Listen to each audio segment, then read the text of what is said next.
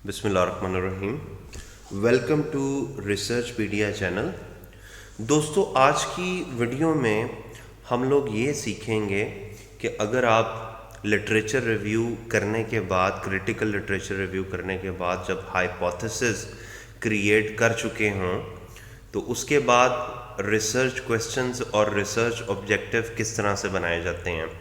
ये एक सीक्वेंस है जो नॉर्मली कुछ रिसर्चर फॉलो करते हैं कि पहले क्रिटिकल लिटरेचर रिव्यू किया जाए, उसकी बेस पे हाइपोथेसिस बनाए जाएं और फिर उन्हीं की बेस पे रिसर्च क्वेश्चन और रिसर्च ऑब्जेक्टिव बनाए जाएं।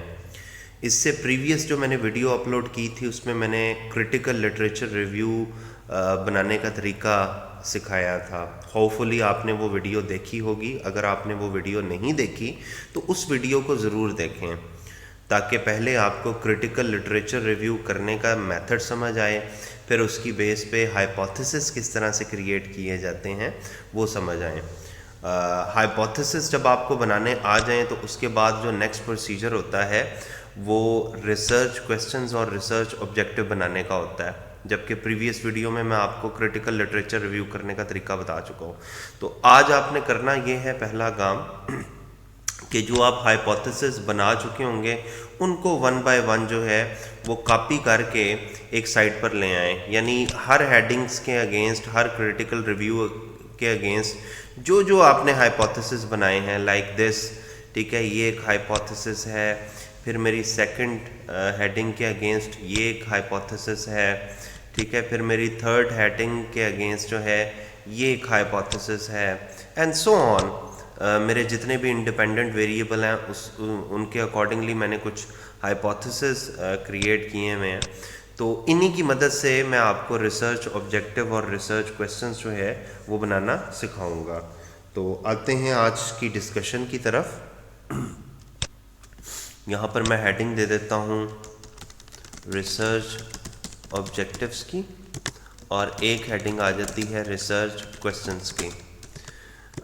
एज ए सीक्वेंस मैं सबसे पहले रिसर्च क्वेश्चंस बनाता होता हूँ। तो हर हाइपोथेसिस के अगेंस्ट एक रिसर्च क्वेश्चन मैं बनाता जाता हूँ। इसके लिए मैं इसको रोमन जो है वो गिनती के साथ इसको इंडिकेट करता हूँ पहले हाइपोथेसिस को। तो मेरा फर्स्ट हाइपोथेसिस है employ productivity significantly influence cash holding for public firms in Pakistan. अब क्योंकि मैं इसको रिसर्च क्वेश्चन की फॉर्म में लिख रहा हूँ तो ये क्वेश्चन के ही फॉर्मेट में लिखा जाएगा। तो यहाँ पे मैं लिखूँगा how employ productivity influence cash holdings for public firms in Pakistan.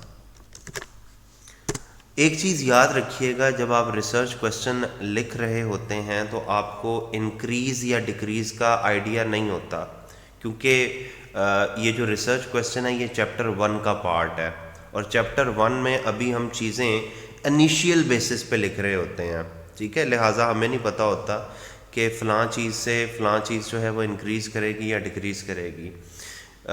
जो मेरा सीक्वेंस है वो ये कि मैं लिटरेचर रिव्यू पहले करता हूँ, फिर उसके हाइपोथेसिस डेवलप करता हूँ, फिर उनकी बेस पर रिसर्च क्वेश्चन लिखता हूँ। लेकिन रिसर्च क्वेश्चन में मैं ये चीज़ इंडिकेट नहीं करता कि किसकी वजह से क्या चीज़ इंक्रीज़ कर रही है, ठीक है। तो इसको क्वेश्चन के फॉर्मेट में आप लिख देंगे। सो ये पहला क्वेश्चन फर्स्ट हाइपोथेसिस के अगेंस्ट बन गया, ठीक है। उसके बाद आप सेकंड हाइपोथेसिस में थोड़ा सा वर्डिंग चेंज कर लें। What is the role of organizational productivity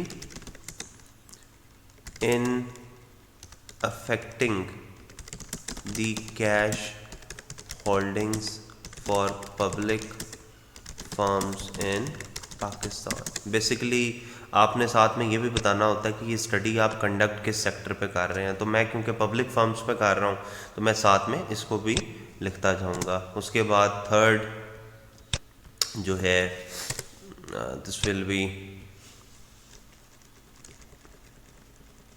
which type of ownership strongly determine the cash holding for public firms in Pakistan। ये बन गया मेरा नेक्स्ट रिसर्च क्वेश्चन। ठीक है, इनको साथ साथ ग्रामेटिकली भी चेक करते जाएं ताकि किसी किस्म की कोई मिस्टेक रहे ना यहाँ पर। ठीक है जी, ये 3 बन गए। इसी तरह फोर्थ हाइपोथेसिस मैं बना दूंगा, रिसर्च क्वेश्चन बना दूंगा based on fourth hypothesis. So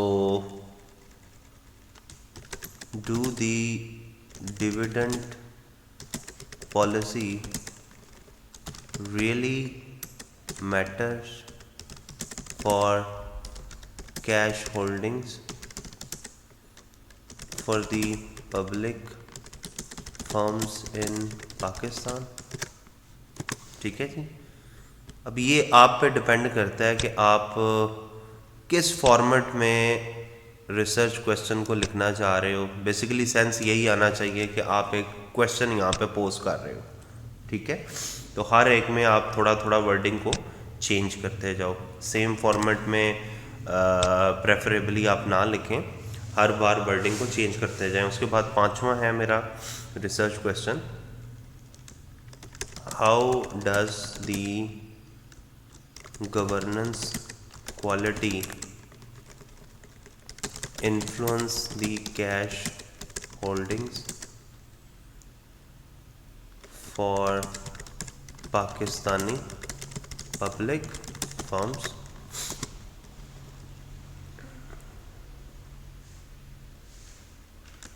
Do the governance quality moderate the established links for public firms in Pakistan। ठीक है जी, ये आपका 5वां और 6ठा भी कंप्लीट हो गए।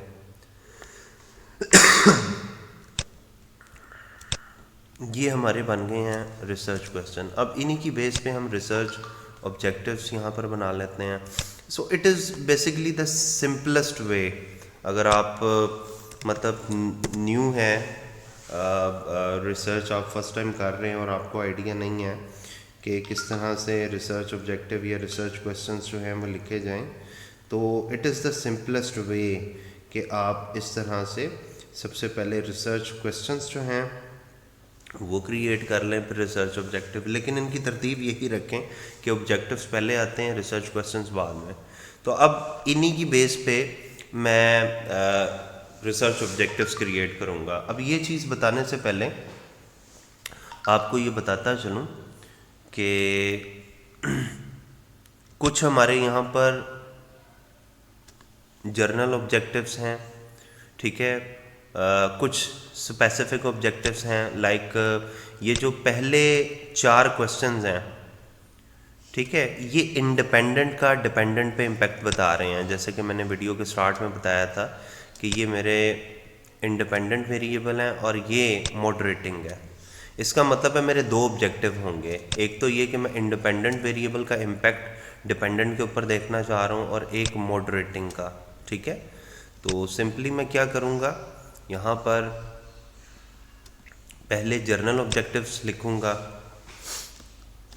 द प्रेजेंट रिसर्च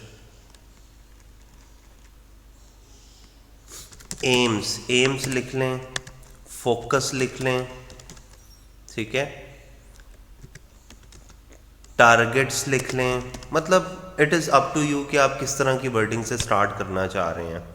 ठीक है, the present research aims to determine the impact of employee productivity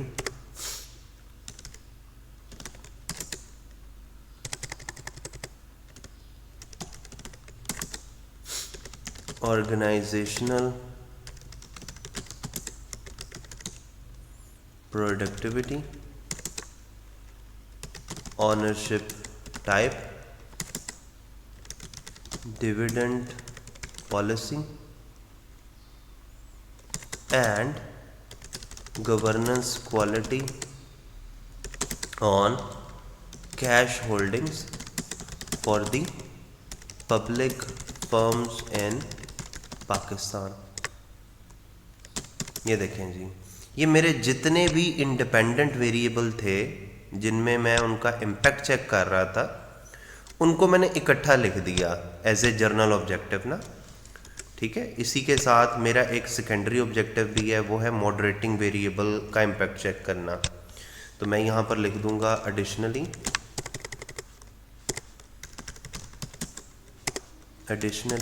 the study also investigate the moderating impact लिख दें, effect लिख दें, ठीक है, the moderating impact of governance quality for the target population। लें जी, ये बेसिकली जर्नल ऑब्जेक्टिव मतलब journal objective हो गए। अब इसी तरह यहाँ पर आप स्पेसिफिक ऑब्जेक्टिव भी आगे लिख सकते हैं। The specific objectives of the study are as follows. ठीक है जी। अब नीचे मैंने रिसर्च क्वेश्चंस जो हैं वो रोमन गिनती में लिखे थे, यहाँ पे आप एक्चुअल गिनती इस्तेमाल कर लें। ठीक है, लाइक 1 है to determine the influence of employ productivity on cash holdings.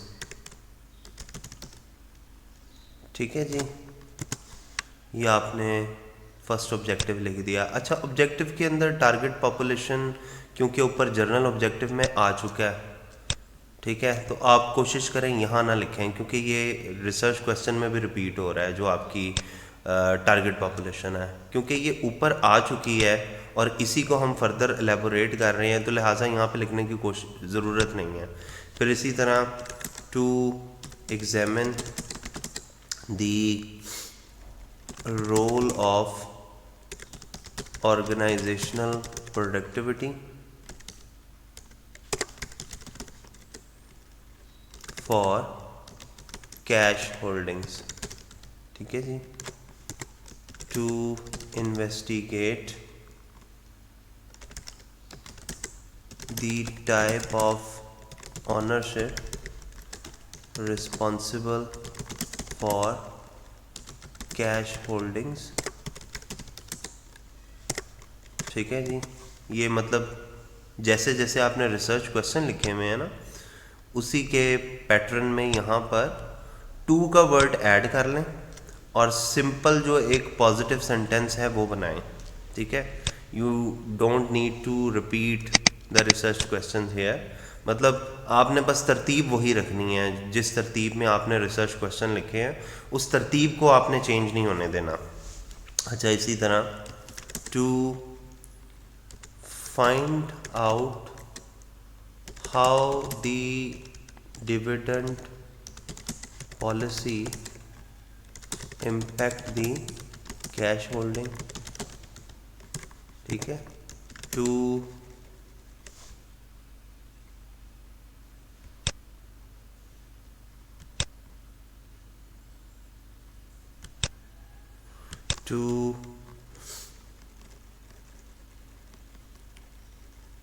to explore the role of governance quality for determining the cash holdings, to examine the moderating role of governance quality, ठीक है, for established relationships। लें जी, तो ये तरीका है आप अपने research objective और रिसर्च क्वेश्चंस जो हैं वो आप बना सकते हैं, ठीक है। यहाँ पे एक स्टार्टिंग पैराग्राफ भी दे दें, to the present research aims to investigate its specific research objectives through the following research questions, ठीक है। एक मतलब पैराग्राफ सा हो जाता है कि आप इंट्रो टाइप ना यहाँ पे बना दें।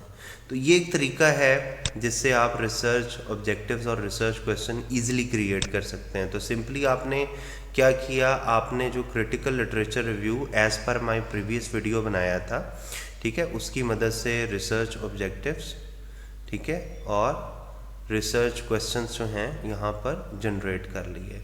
उम्मीद करता हूँ कि आपको वीडियो की समझ आई होगी। मज़ीद वीडियोस के लिए चैनल को लाइक और सब्सक्राइब ज़रूर कीजिएगा और मेरी फर्दर वीडियोस देखते रहिएगा स्टेप बाय स्टेप, क्योंकि इससे नेक्स्ट वीडियो में मैं आपको थ्योरेटिकल या कंसेप्चुअल रिसर्च मॉडल बनाना सिखाऊंगा। शुक्रिया।